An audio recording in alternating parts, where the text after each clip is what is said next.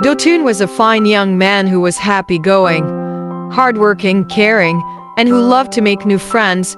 He knew how to easily make and keep friends, and many of them loved him for his easygoing nature. Osama was a beautiful young woman who knew how to be caring, loving, and content, but she was very shy and found it a little difficult making friends. But somehow, these two were deeply in love.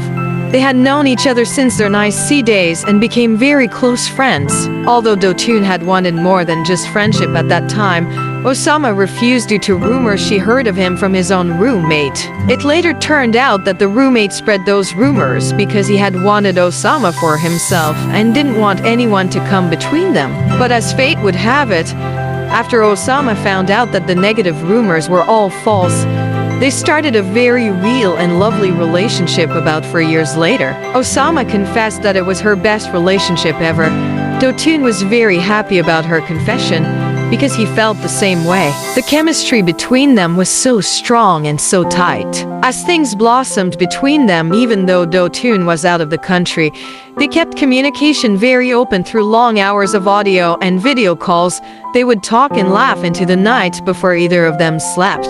Osama's family, especially her mother, having witnessed the terrible way she was treated in past relationships, was so glad about her relationship with Dotun. It was very evident he and Osama were deeply in love. Before the end of that year, Dotun started to make preparations to officially introduce Osama to his family and also meet hers, so that their marriage preparations could start. But something went wrong along the line. Osama, having woken up one morning to beautiful messages from Dotun, found herself walking on cloud 9. Dotun had dropped some heartwarming messages because he was at work and wouldn't be able to talk, but he wanted his woman to wake up, feeling his love and care for her. After reading the messages and feeling so loved, she sent lovely replies to Dotun before going about her chores while playing loud music. Unfortunately, one of the songs was about heartbreak from a broken relationship that was once perfect. Not minding the lyrics, she sang along and even put the song on a loop so she could keep singing along.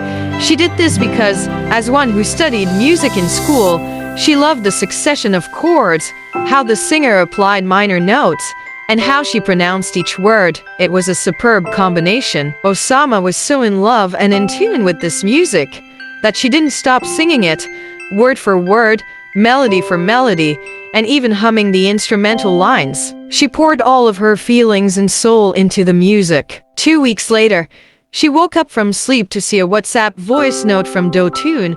He asked how she was doing, and all the other regular morning questions, but she noticed his voice sounded dull. She replied to his questions with a voice note too, and then asked what the problem was. She really wanted to know why he sounded so low, and it made her worry about him. He had at one time laughed about some colleagues trying to set him up at work. Osama was scared that they might have succeeded. She knew how much he loved his job and how much effort he put into it. She hoped and prayed that those colleagues didn't succeed. She looked at her phone unwaveringly like a hawk and sent more messages as she was getting worried and eager for his response. Unfortunately, for the rest of the day, she got no response from him, even though it showed via WhatsApp double blue tick that he had seen her messages. Totally engulfed in worry, she dropped more voice notes, asking what was wrong, and when no response was forthcoming, she tried to call him. It rang, but he wouldn't pick up. By evening of that day, Osama felt terrible and was already a shadow of herself. She worked from home, but for that day, she could not concentrate on work or her clients. Dotun had given no reply, nor did he return her calls. But at about 7:15 p.m., he finally dropped a very short voice note. Osama, relieved by this, quickly tapped play. "I'm so sorry, Osama. There is no easy way to say this, but it is over between us. I'm so sorry." Osama froze. A frown followed, and as the reality of what she had just heard sank in, panic took over. She sent voice notes asking if this was a joke and begging him to stop. But again, he saw her voice notes but gave no reply. She begged, but the silence was deafening. Osama cried her eyes out and refused to eat. Still living with her parents, her mother tried to comfort her, but to no avail. Frustrated by nor knowing what was wrong and seeing her daughter in such pain, her mother tried to speak with Dotun, but he was not picking up anyone's calls. Within a week, Osama became a shadow of herself, barely eating, working, or going out, but still watching her phone, hoping Dotun would come around and it would all be a big joke. But it was not. By the following weekend, Dotun finally called her. He begged her to forgive him for the way he handled things, as he had also been an emotional wreck since the previous week and didn't know how to break the news to her that his family, who were once open to marrying a wife from her tribe, had suddenly told him they were not going to accept a bride from Osama's tribe. They wanted him to marry from their own tribe, and they had already found him a woman to marry. "Why can't you stand for me?" Osama cried into the phone. "I can't go against my family in this. The conditions are too much. This is beyond even me," Dotun replied. "My family is threatening to not come to my aid if I run into problems after marrying you." Osama was shocked by his words. "You think I'm going to give you problems?" she asked, still in tears. "I'm not saying so. I'm telling you what they are saying," he said. "No one goes through life without challenges, Osama, and it would be disastrous if those challenges come and those who could have helped stay away," he finally replied. Osama cried. Dotun cried. But it was final.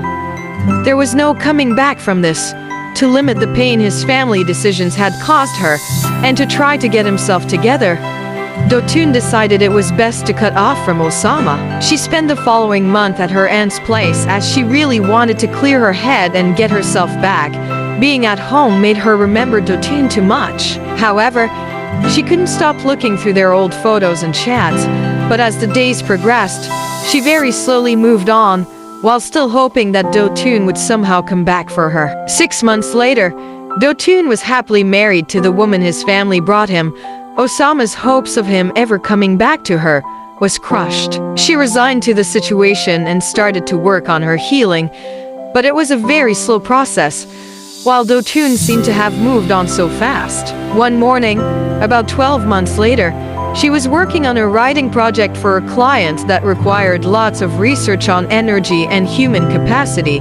She came across topics that hammered on the effects of our thoughts and feelings, as well as our attention. She studied books, articles, research papers, video testimonials of some counselors and everyday people. They all seemed convinced by their experiences that what people focus on becomes their reality. Osama wasn't totally convinced, though. She has afterwards wished for Dotun to come back to her. Instead, he was happily married. She had seen their wedding photos. His wife was strikingly beautiful. Shaking off the effects the study had on her, she concentrated on finishing the client's job and submitted it afterwards. But no matter how hard she tried, she couldn't stop pondering on what she had learned. She came across a video of Michael Jackson saying music was like a spell, and that singing it repeatedly would bring the effects of the lyrics into the singer's life. Then she remembered her grandfather and how he used to tell her and her siblings as kids to not sing a song they learned from a movie, which happened to be a burial song. She and her siblings loved the way the song was presented, but their grandfather would never let them sing it, at least not in his presence. One afternoon, while working on another client's job in the same field, she played some music from her playlist, and when the same Heartbreak song came up again, something caught her attention as she started to sing along. For the first time, due to her recent research works for her clients, she really was mindful of the lyrics of the song, and it made her frown as realization hit her. Osama recalled singing the song with so much passion before her breakup with Dotun, and now, having listened to people share their experiences about the power of thoughts, feelings, and spoken words, and now realizing just how terribly heartbreaking the lyrics of the song were, she couldn't shake off the feeling that she was onto something. That same afternoon, after wrapping up the job and submitting final edits to her client for review, she got dressed, grabbed her handbag, and stepped out of the house while ordering a Bolt ride. Within 10 minutes, her ride arrived. She got it, and the car zoomed off towards her destination, her grandfather's house. Upon seeing her, her grandpa was elated. He welcomed her into the house and offered her some pineapple juice even before her grandmother emerged from the kitchen, where she had been instructing the maid on what to prepare for dinner. Osama greeted her lovingly and her grandmother hugged her fondly before they both took the couch directly opposite her grandfather. After pleasantries and some catching up, Osama raised the issue that was burning in her heart. She told her grandparents everything about her relationship and how it got bad. But she also remembered singing that Heartbreak song. "I'm finding it hard to believe, Papa, but I do remember very well that I sang this particular song I'm talking about. Around the same period Dotun broke up with me," she said. "Do you have the song with you?" her grandfather asked. Osama nodded. "Yes, Papa, on my phone. Play it. Let us hear it," her grandfather instructed. She played the song and showed them the lyrics. Her grandfather sighed. "No experience is a waste, my darling girl.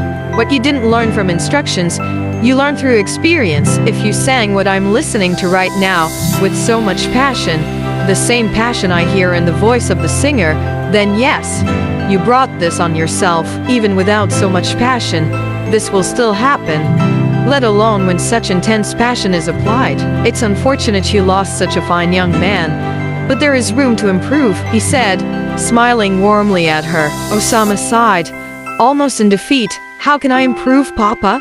How can I change things?" "Don't change anything. Allow him to be happily married," her grandmother replied, patting her back calmly. "It is wrong to use your thoughts and feelings to bring a man to you, or to take away from a man what is his. You will reap terrible karma if you do so," she added. "Your grandma is right," her grandfather said. Then he went on to explain more, stating that thoughts created things, but feelings brought those things into our physical experiences. He mentioned how, by listening to the song, he could tell that she poured her emotions into each word when she sang along. To this, Osama nodded in confirmation.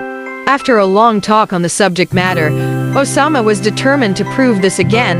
To be sure this new knowledge was not hallucination, she thanked her grandparents and promised to visit them again for regular discussions on the topics. "You know I'm always happy to teach you the truth about life," her grandpa said, smiling. She gave them both a tight, warm hug before saying her goodbye. 6 months later, Osama found herself in another relationship with a guy named Philip, who lived in the same neighborhood. It was a relationship she had agreed to just so she could finally move on and forget Dotun.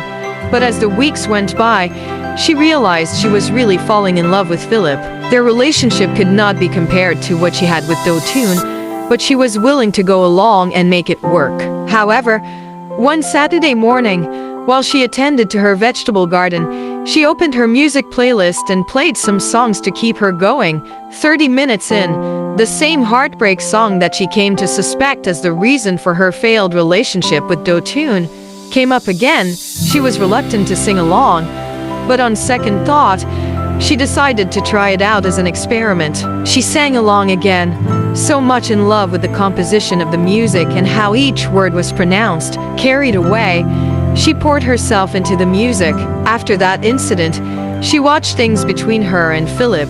Everything was okay in the first few weeks, but by the middle of the second month, underlying issues in their relationship that seemed to not matter before started to rear their heads and become a very serious issue. It resulted in a series of quarrels and separations which led to cheating on Philip's part. This caused them to separate for a while. Osama knew why things had gone sour. She had projected cheating on him by pouring her words, thoughts, and feelings into that Heartbreak song. But unlike what happened with Dotun, she was determined to repair the damage and make their relationship work again. She sang love songs while thinking lovingly of her boyfriend. She also prayed and used positive affirmations. She continued it as a routine. After 3 months, things weren't so bad between her and Philip. They got back together. But their relationship was not as near perfect as it was before. Far from it. Osama was frank enough to realize that the same intense feelings she put into the Heartbreak song had not been given or added to her wish, other songs, prayers, and affirmations to reverse the negativity and make her relationship work well again. Because of how much she had loved the Heartbreak song, she had poured her life's energy and soul into it. way more than she had thought. Since she couldn't match the same energy in trying to reverse things, she didn't get the results she had wanted. In sadness, she remembered her grandfather's words, "The universe only gives you what you pour your deepest and strongest emotions into." She sighed in frustration and resigned to the fate she had created for herself. As the months went by, her relationship with Philip became a friends with benefits relationship that ended exactly 2 years later, with no hope of reconciliation. Throughout that time, she spent her nights thinking of Dotun, wishing he was with her and feeling his presence around her. Sometimes she slept thinking of and feeling him wrapping his arms around her, cuddling her, cracking jokes and making her laugh, as he used to. A year later, after she had moved on, Osama was not so surprised when out of the blue, Dotun, still happily married, reached out to her. He made her understand that he still loved her. He couldn't even explain why he accepted to leave her and why he didn't defend their relationship as he should. Now he wondered if she would agree to be his second wife. "I believe I'm wiser now. I'm standing better on my own feet. I'm not scared of taking risks with you. I want you, Osama. You will always be my first and only true love," he had said. Osama was confused. She knew what she did that made him come back, but she knew she could not bring herself to wish for problems in his marriage. From her discussions with him, she could see how highly he spoke of his wife. His wife was a wonderful woman to him, and there was no way Osama could bring herself to ruin such a beautiful marriage. She chose to rise above the issue and cut off from him, stating that it was best to allow him face his marriage and keep loving his wife. She loved him deeply, no doubt, but she didn't want to be the reason his beautiful marriage got ruined. Osama, deciding to put relationships aside for a while, chose to teach this newfound truth to people who were interested in learning not only how to care for their relationships, but how to also create the beautiful realities they desired in their lives. Though the character names are fictional, this is a true life story, and it is being told to help teach people about the power of their thoughts, feelings, and spoken words. You may not know what you're doing when you misuse the powerful tools of creation that you have as your birthright, but if you continue to misuse these tools, you will bring too much pain and suffering to yourself and your loved ones. Make the firm decision today to watch your thoughts, feelings, and spoken words and use them only for good.